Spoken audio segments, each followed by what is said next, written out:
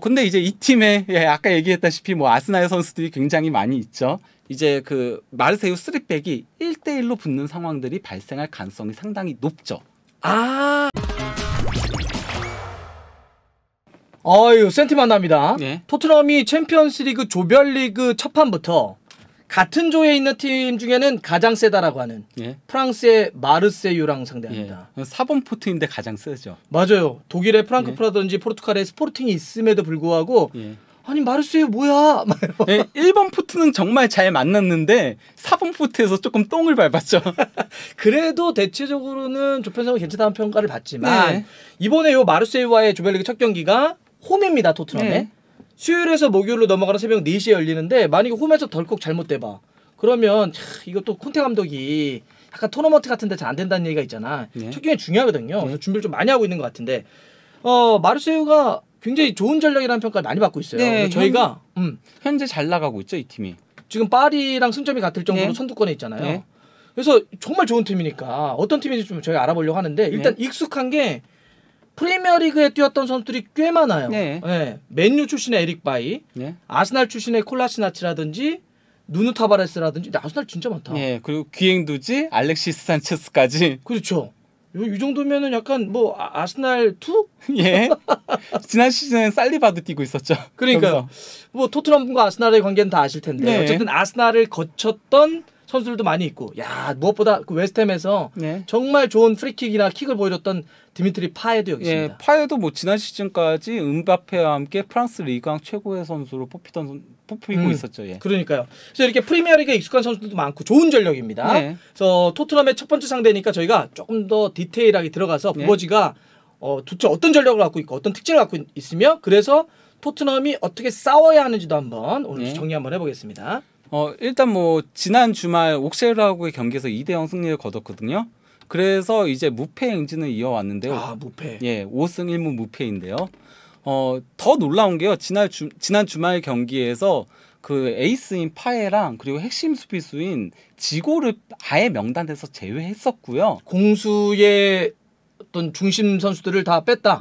그리고 또 이제 주전 선수들인 귀행두지하고 타바레스하고 알렉시스 산체스는 벤치에서 대기를 했었습니다. 그건 아무래도 토트넘과의 첫 경기를 좀 대비한 거겠죠. 그리고 또 이제 후반 시작하자마자 또 다른 주전 윙백인 클라우스를 빼고 타바레스를 교체 투입하면서 로테이션을 돌렸고요. 전체적으로 힘을 안 뺐다. 그러니까 챔피언스리그에 데뷔하면서 또 2대0 승리까지 거뒀다는 거죠. 힘을 조금 뺐는데도 2대0으로 원정에서 이겼다. 정말 좋은 팀이구나. 네네. 그래서 현재 이제 승점이 16점으로 골득실 때문에 이제 2위인 겁니다. 그 정도 현재 잘 나가고 있는데요. 무엇보다도 이 팀이 기대 승점도요 11.65점으로요 그 파리 생제르맹에 이어서 2위예요. 기대 승점이 2위 높다는 얘기는 이제 그런 거죠. 그러니까 이 정도 경기력이면 이 정도 승점을 딸 수 있어. 그러니까 기대 승점이 높다는 얘기는 경기력이 좋아. 그렇죠. 그냥 운 좋게 이긴 것들이 아니라는 거죠. 전문 용어로 꾸역승 아니야.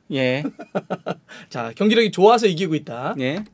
근데 현재 그 이 팀에 대한 얘기를 조금 하려면 감독 얘기를 해야 되거든요. 왜냐면은 전술이 아예 바뀐 팀이기 때문에 그래요. 그러면서도 잘 나가고 있기 때문에 이고르 투도르라고 뭐 워낙 유명한 선수 시절에 유명했었죠. 유벤투스에서 1990년대부터 이제 2000년대까지 활약했던 센터백인데요. 특히 그 크로아티아 1998년 그 월드컵 3위 했을 때 돌풍의 이제 멤버였죠. 그땐 너무 어려가지고 주전은 아니었고요. 맞아요. 교체로 3경기 출전했었는데요. 98 크로아티아 이러면 이제 스케르가 아무래도 가장 인상적으로 남죠. 근데 이제 이 감독이 지난 시즌에 엘라스 베로나 감독을 했었거든요. 근데 엘라스 베로나가 저희가 뭐 이승우 선수 때문에도 잘 알지만은 2018-19 시즌까지만 하더라도 이 팀이 세리에 B에 있었어요. 그러니까 하브리그에 있었는데 승격해가지고 유리치라는 세리에 A에서 현재 그 최고의 감독 중에 한 명을 뽑히는 감독이 있거든요. 토리노도 굉장히 잘 맡고 있는데 이 감독이 2시즌 연속 맡으면서 승격팀 돌풍을 일으켰어요. 9위, 10위를 차지를 하면서. 근데 이제 투도르가 지난 시즌에 감독에 올랐을 때 이 팀 망하는 거 아니야? 이런 얘기가 있었는데 좋은 감독이 떠나고 투도르가 갑자기 오니까 뭐야? 승격 감독 왜 없어지고? 근데 또다시 9위를 기록하면서 그 성적을 유지를 했었거든요. 근데 이제 투도르가 떠나니까 이번 시즌 베로나는 현재까지 17위.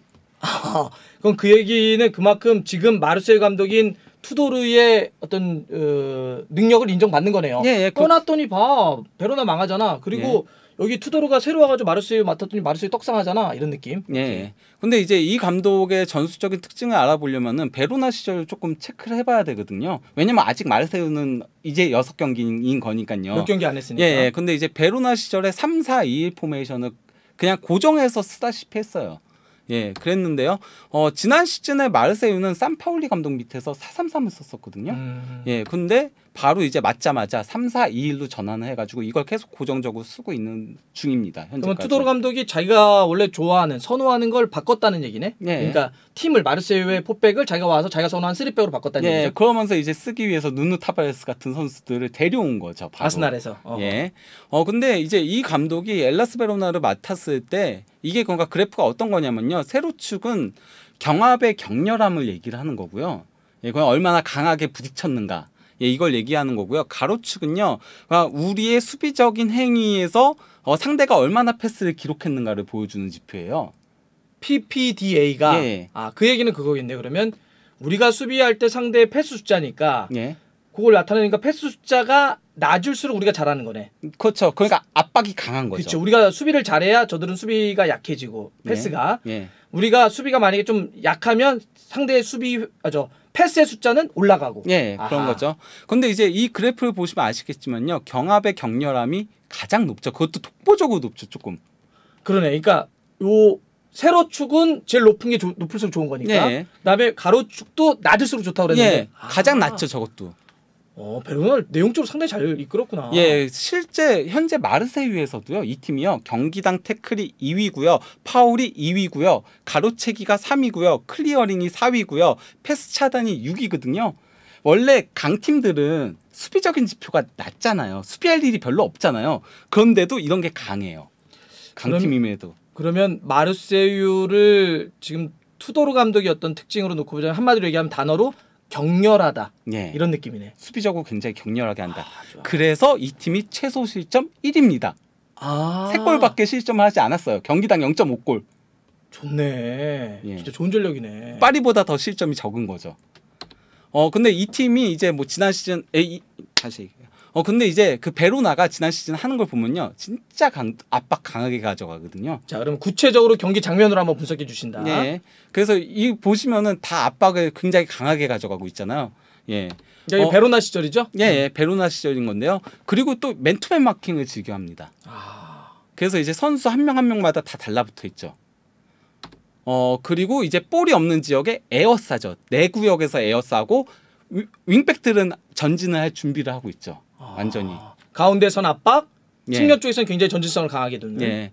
그래서 이 팀이 공격도 측면 위주로 하거든요. 좌우 윙백들이 엄청나게 공격을 하는데요.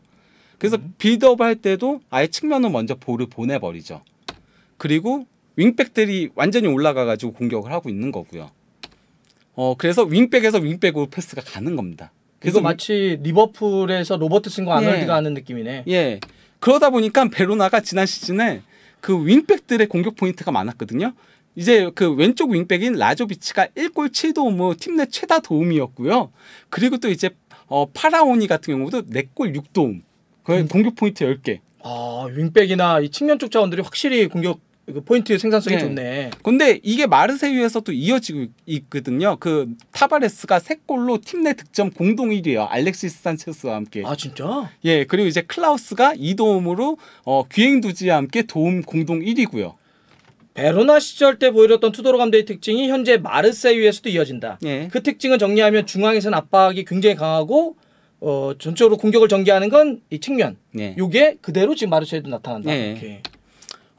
그리고 상당히 그 좌우 공격 밸런스가 잘 잡혀 있죠. 공격 방향 비율이 37%, 37% 동일하죠.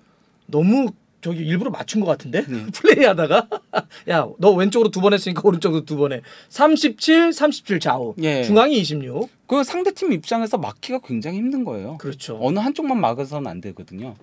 공격을 막 사방에서 하니까. 그리고 이 팀의 또 다른 특징이요. 공격할 때 기본적인 포메이션이 3-2-5로 됩니다. 그 윙백들이 아예 윙포워드처럼 올라가는 거거든요. 그래서 공격 채널을 5개로 가져가고 2명의 미드필더들이 상당히 이제 패스 공급들을 잘 해줘야 되죠. 이 팀이 잘 구동이 되려면은. 그래서 파이 같은 친구들이 중요하겠구나. 아니면 뭐 기행두지라든지. 예. 그리고 이제 2명의 공격형 미드필더들이 이제는 하프스페이스를 공략을 하는 거고요. 이렇게 5채널로 공격을 전개하는 것은 예를 들어서 뭐 미넨이나 그렇죠. 맨시티나 이런 팀들이 많이 하는 건데 이건 좀 베로나 시절이긴 하지만 이런 흐름들이 마르세유에서 계속 이어지고 있다. 네, 그러고 있는 거죠. 아니 이거 토트넘 만만치 않겠는데 이거? 예. 약점 없으니까 약점? 너무 좋은 얘기만 해주시는 거 아니에요? 일단 어쨌건 조금 더 이제 특징들 얘기하자면요. 이게 세로축이요. 전진 패스인 거거든요. 그리고 이제 가로축은 점유율인데요. 전진 패스도 1위예요. 저게 그 아탈란타보다 더 높아요. 아탈란타가 세리아에선 가장 공격적인 축구를 한다라고 하잖아요. 그쵸. 그 아탈란타보다도 전진 패스를 더 많이 하는 팀이에요. 그런데 이제 점유율은 별로 신경 쓰지 않는다. 그래서 딱 중위권 49% 정도 나오거든요. 지금 이 딱 경기를 안 봐도 마르세유 어떤 특징이 머릿속에 좀 정리되는 것 같아요. 네. 근데 현재 그 마르세유 같은 경우도 점유율은 54.9%로 6위. 그렇게 아주 좋은 건 아니죠. 그러니까 점유율은 별로 신경 쓰지 않는다는 거예요. 의미 없어. 점유율 뭐 무슨 의미 있어요. 네. 근데 이제 공격의 효율성이 상당히 높다는 거죠. 이게 그러니까 슈팅 지점의 비율인 건데요. 중거리 슈팅 비율이 가장 낮은 편에 속해요. 그냥 파리 생제르맹 다음으로. 대신 이제 박스 안에서의 슈팅이 굉장히 많은 거죠. 근데 이제 이 팀에서 또 핵심적인 역할을 맡는 선수가 귀잉두지거든요. 귀잉두지가 지난 시즌에도 리그왕에서는 4골 8도움을 기록을 했었습니다. 그리고 이제 공식 대회에서도 5골 14도움을 기록을 했었거든요. 그리고 이번 시즌도 2도움으로 도움 공동 2위고요. 그래서 이제 이 선수가 지난 2021년 11월에 대표팀에 승선해가지고 프랑스 대표팀에 그래서 뭐 데뷔전도 치르고 또 1도움도 기록하고 1골도 넣고 이러면서 현재 영향력을 넓혀 나가고 있는데 포그바가 수술 받는다잖아. 월드컵 봤어. 예, 그래서 그럼 귀잉두지가 주전으로 올라설 수도 있다. 그 정도로 굉장히 좋은 활약을 펼치고 있다. 그 정도로 평가받고 있습니까? 예, 그 정도로 굉장히 잘하고 있어요. 현재 귀잉두지가. 근데 이제 이 팀에 아까 얘기했다시피 뭐 아스날 선수들이 굉장히 많이 있죠. 예. 근데 이 선수들이 니스하고의 3라운드 경기에서 3-0으로 이겼는데 골을 다 합작을 했어요. 아스날 출신들이? 예, 그 알렉시스 산체스가 2골, 누누 타바레스가 1골, 그리고 귀잉두지가 1도움을 기록했었죠. 야, 이게 진짜 아스날 친구들이 너무 익숙한데? 예. 근데 이제 알렉시스 산체스는 애석하게도 토트넘 입장에선 운이 좋게도 나오지 못합니다. 난 그래도 보고 싶긴 한데. 이번 경기에 다음에 볼 수 있겠죠. 왜냐면은 지난 시즌 그 16강 2차전 리버풀하고의 경기에서 경고 누적 퇴장을 당했어요.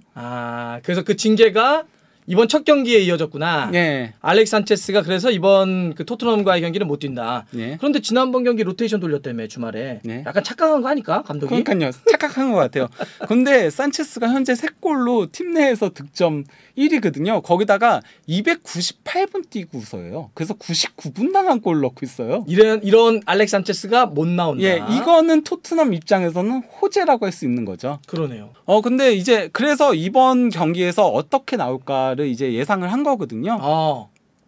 일단은 산체스가 안 나올 때는 루이스 수아레스하고 짬 수아레스입니다. 그냥 콜롬비아 수아레스거든요. 그러니까 우리가 알고 있는 우루과이 그 루이스 수아레스가 아니고 콜롬비아의 루이스 수아레스입니다. 짭. 이 선수가 기본적으로는 백업이에요. 그 알렉시스 산체스에. 그런데 이제 이 경기에서 어쨌건 토트넘 원정이니까 윈데르가 혹시라도 전진 배치될 수도 있지 않을까 싶긴 하고요. 왜요?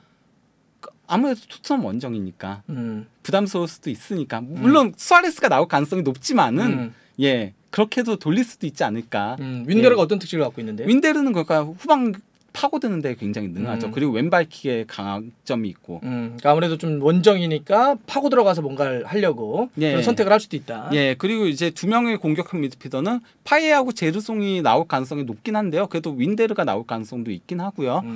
그리고 이제 2명의 중앙 미드필더로는 론지에하고 기행두지가 나올 거고요. 좌우 윙백은 이제 타바레스하고 클라우스가 나올 거고요. 백스리에는 지고를 중심으로 해가지고 발레르디하고 은벤바가 나올 것으로 보이고요. 이제 골키퍼는 로페스죠. 파우 로페스. 예상 그 마르세유 라인업입니다. 자, 그러면 마르세유의 예상 라인업까지 특징까지 다 알아봤는데 네. 이러면 토트넘과 싸울 때의 어떤 중요 포인트, 네. 뭐 상성 이런 걸 좀 봐야 될 것 같아요. 네. 일단 그러니까 토트넘 입장에서는 뭐 지금 마르세유 이야기를 했으니까 네. 어떻게 공략을 해야 됩니까? 저는 근데 토트넘 입장에서는 어느 정도 상대하기 쉬운 부분도 있다라고 보는 게요. 어허. 토트넘은 라인 높게 올리고 그리고 또 이제 좌우 측면이 특히 높게 올라오는 팀한테 강하잖아요. 뒷방 잘 때리지. 그렇죠. 뒷방 전문이지. 괜히 맨시티한테 이전 전승을 거둔 게 아니지 않습니까? 지난 시즌에? 그러고 보니까 이 경기 끝나고 또 맨시티네. 네.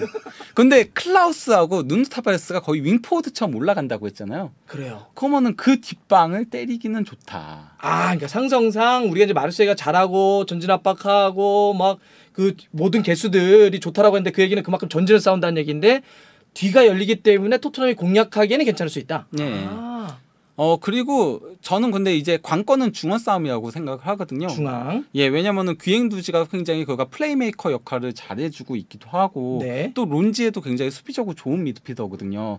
그래서 현재 그 토트넘 중원이 그 호이비라고 벤탄쿠르가 좋은 모습을 보여주고 있지만은 그래도 이 선수들이 장악력이 높다거나 그 패스를 잘한다 유형은 조금 아니잖아요. 탈압박을 예. 해가지고 막 쫙 이런 느낌은 조금 덜하죠. 예, 거기다가 이제 체력적으로는 토트넘은 주말에 어쨌건 간에 그쪽은 다 주전들 돌렸었잖아요. 맞아요. 반면에 여기는 이제 귀행두지를 조금 쉬게 하기도 했었고. 비수마가 좀 더 잘해줬으면 로테가 됐을 텐데 그렇죠. 비수마가 좀 안 좋으니까 약간 좀 예. 중앙 미드필더들이 좀 갈아 쓰는 게 있죠. 또 거기에 그 스킵이 최근에 부상 복귀하긴 했지만 어쨌든 풀핏은 아니고. 예. 아. 뭐 그래서 미드필더 싸움은 조금 부담스러울 수 있다. 예. 손흥민 선수가 선발로 나오게 된다면 예. 왼쪽이니까 오른쪽에 클라우스 혹은 3백의 오른쪽인 은벤바랑 부닥칠 것 같은데. 그리고 또 이제 이 팀이 기본적으로 아까 얘기했다시피 수비 3명 넣고 다 올린다고 했잖아요. 그러다 보니까 토트넘이 잘 패스를 넘길 경우 그러면 토트넘 3톱과 이제 그 마르세유 3백이 1대1로 붙는 상황들이 발생할 가능성이 상당히 높죠. 아, 그러니까 우리가 기본적으로 축구 전술에서 공격자는 동수면 유리하다고 하잖아요. 그렇죠. 네, 수비자는 플러스 1이 더 많아야 돼요. 네. 무슨 얘기냐면 상대가 공격수가 2명인데 수비수가 2명이면 이건 공격자에게 유리합니다. 네. 왜냐하면 1대1로 돌파하면 통짜가 나오니까. 네. 그래서 수비는 항상 상대보다는 플러스 1. 만약에 상대가 2명 공격해 들어오면 3명. 네. 3명 들어오게 되면 4명이 돼야 빠졌을 경우 1명이 커버한다고 하죠. 네. 근데 여기 나머지들이 전투성이 너무 높으니까 다 올라가 버리게 되면 마르세유의 백스리 3명 남아. 네. 그러면 토트넘의 3톱이 가동되면 그죠? 뭐 히사르송, 케인, 손흥민. 이러면 1대1 구도 아니냐. 네. 이러면 괜찮을 수 있다. 예. 아. 그렇기 때문에 더더욱 이제 손흥민과 은벤바의 맞대결이 좀 관심이 갈 수밖에 없는 거죠. 특히나 말씀드렸던 것처럼 오른쪽 윙백 클라우스, 3백의 오른쪽 은벤바는 왼쪽 손흥민과 결합할 수밖에 없기 때문에. 예. 근데 이제 은벤바 같은 경우는 어떤 선수냐면요. 이 선수 그 지난 그 오셰르하고의 경기에서 그 맨 오브 더 매치에 뽑힐 정도로 아이, 잘했어? 예, 굉장히 잘하는 선수긴 해요. 근데 이 선수가 높이의 약점이 조금 있는 선수거든요. 손흥민도 헤딩에 능하진 않은데. 예, 그렇긴 하죠. 예. 대신 속도가 굉장히 빠르고 은벤바가? 경합에 능한 선수예요. 그래서 커버를 굉장히 잘하는 선수거든요. 그래서 이 선수를 이제 스토퍼로 거의 활용을 하는 건데요. 그런 점들을 고려하면 손흥민 선수가 조금 상대하기 까다로운 선수긴 해요. 하지만 이 선수가 과거에 뉴캐슬에서 뛰었을 때 조금 실수가 많았었잖아요. 그러니까 포르투와 마르세유에서는 잘하고 있지만요. 그래도 이 선수가 조금 특히 패스가 좀 끊길 때가 있어요. 그럼 압박하면서 끊어내는. 예, 그럴 경우에는 좋은 장면들을 만들어낼 수 있는 거죠. 왠지 그러니까 히샤르송이 선발로 나오는 게 좋겠는데? 히샤르송은 전방에서 무진장 압박하잖아. 수비하고. 그렇죠, 예. 같이 손흥민하고. 예, 그렇죠. 같이. 히샤르송이 압박해서 끊어내면 예. 손흥민이 딱 받아서 뒷방 딱 때리면. 예. 은벤바를 뚫을 경우에는요. 그러면은 백스의 중앙에는 지고가 있잖아요. 이 선수는 거가 수비 라인 지휘에는 굉장히 능하지만은 속도는 그렇게 빠른 선수는 아니거든요. 됐다. 그러면 히사르리송과 손흥민 이 조합이면 뭐 케인은 당연히 있겠지만 필승 전략이네. 필승 조합이야. 예. 예. 맞죠? 히사르리송이 압박해서 은벤바 이렇게 불안하게 만들고 예. 손흥민이 끊어서 지고 뒷방 털고. 예. 끝났네. 그런 건가요? 예. 근데 어쨌든 이 경기 되게 재밌을 것 같아요. 네, 재밌을 것 같아요. 마르세유가 좋은 팀이고 예. 그래서 사실 이거는 뭐 결과 예측보다는 이 경기를 결국 놓치지 마시라. 예. 그리고 콘테 감독이 토너먼트에 조금 약하다는 평가가 있는데 또 예. 첫 시작을 어떻게 할지 많은 분들이 그런 얘기 하신 분들도 있잖아. 요거에 컨디션 맞춘 거 아니냐. 아, 예. 그래서 뭐 요 경기 어떻게 될지 이제 우리 목요일 새벽이니까요. 예. 그날 또 함께 보셔야죠. 예. 네, 좋습니다. 예.